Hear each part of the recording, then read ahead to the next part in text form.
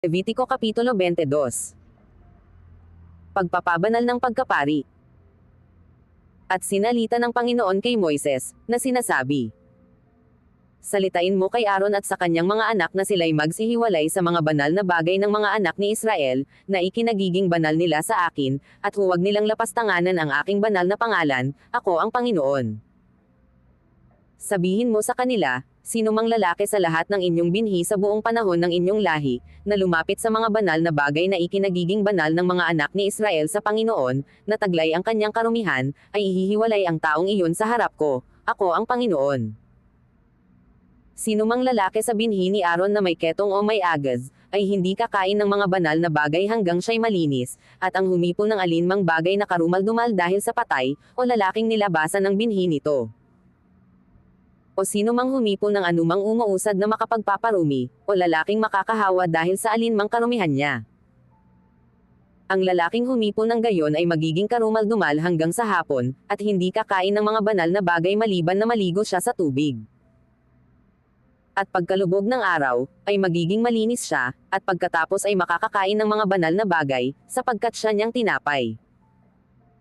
Yaong bagay na namatay sa sarili, o nilapa ng mga ganid, ay huwag niyang kakanin, na makapagpapahawa sa kanya, ako ang Panginoon.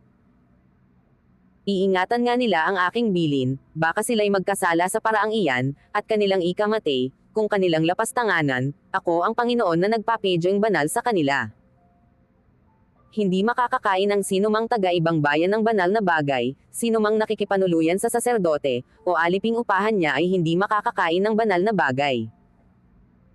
Ngunit kung ang saserdote ay bumili ng sinumang tao sa kanyang salapi, ay makakakain ito, at gayon din ang aliping inianak sa kanyang bahay ay makakakain ng kanyang tinapay.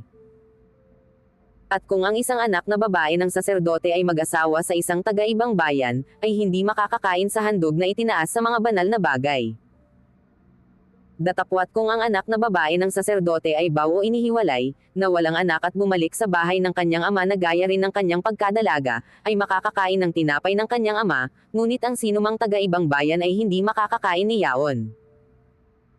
At kung ang sinumang lalaki ay magkamaling kumain ng banal na bagay, ay kanyang daragdagan pa nga ng 1/5 bahagi yaon, at ibibigay niya sa saserdote ang banal na bagay. At huwag nilang dudemhan ang mga banal na bagay ng mga anak ni Israel, na inihahandog sa Panginoon. At gayon papasanin ang kasamaan ng nagtataglay ng sala, pagka kanilang kinakain ang kanilang mga banal na bagay, sapagkat ako ang Panginoon na nagpapedyong banal sa kanila. Mga bagay na ipinagbabawal sa sakripisyo. At sinalita ng Panginoon kay Moises, na sinasabi, salitain mo kay Aaron at sa kanyang mga anak, at sa lahat ng mga anak ni Israel, at sabihin mo sa kanila, sino man sa sangbahayan ni Israel, o sa mga taga-ibang bayan sa Israel, na maghahandog ng kanyang alay, maging anumang panata nila, o maging anumang kusang handog nila, na kanilang inihahandog sa Panginoon na pinakahandog na susunugan. Upang kayo'y tanggapin, ang inyong ihahandog ay lalaking hayop na walang kapintasan, sa mga baka, sa mga tupa, o sa mga kambing. Datapwat alinmang may kapintasan, ay huwag ninyong ihahandog, sapagkat hindi tatanggapin sa inyo. At sino mang maghandog sa Panginoon ng haing handog tungkol sa kapayapaan, sa pagtupad ng isang panata o kaya'y kusang handog, na mula sa bakahan o sa kawan ay kinakailangang sakdal, upang tanggapin, anumang kapintasan ay huwag magkakaroon. Bulag, o may bali, o may hiwa, o may sugat, o galisin, o malanggib, ay huwag ninyong ihahandog ang mga ito sa Panginoon, ni huwag kayong maghahandog sa Panginoon ng mga iyan na pinaraan sa apoy sa ibabaw ng dambana. Maging toro o tupa na may anumang kontil o kulang sa kanyang sangkap ng katawan, ay may hahandog mo na kusa, datapwat sa panata ay hindi tatanggapin. Yaong niluluslusan, o napisa, o nabasag, o naputol ay huwag ninyong ihahandog sa Panginoon, ni huwag kayong gagawa ng ganyan sa inyong lupain.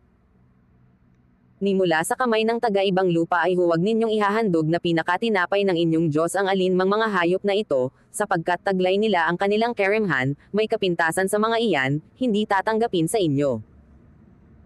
At sinalita ng Panginoon kay Moises, na sinasabi, pagka may ipinanganak, na baka, o tupa, o kambing ay mapapasa kanyang inang ang 7 araw, at mula sa 8 araw hanggang sa haharapin ay tatanggap ang alay sa Panginoon na handog na pinaraan sa apoy. At maging baka o tupa ay huwag ninyong papatayin sa 1 araw siya at ang kanyang anak. At pagka kayo'y maghahandog ng haing pasalamat sa Panginoon, ay inyong ihahain upang kayo'y tanggapin. Sa araw ding iyan kakanin, huwag kayong magtitira ng anuman yan hanggang sa umaga, ako ang Panginoon. Ang layunin ng mga kautusan ng kaparihan. Kaya't inyong iingatan ang aking mga utos, at inyong tutuparan, ako ang Panginoon. At huwag ninyong lalapastanganan ang aking banal na pangalan, kundi ako'y sasambahin sa gitna ng mga anak ni Israel, ako ang Panginoon na nagpapedyong banal sa inyo. Na naglabas sa inyo sa lupain ng Ehipto, upang ako'y maging inyong Diyos, ako ang Panginoon.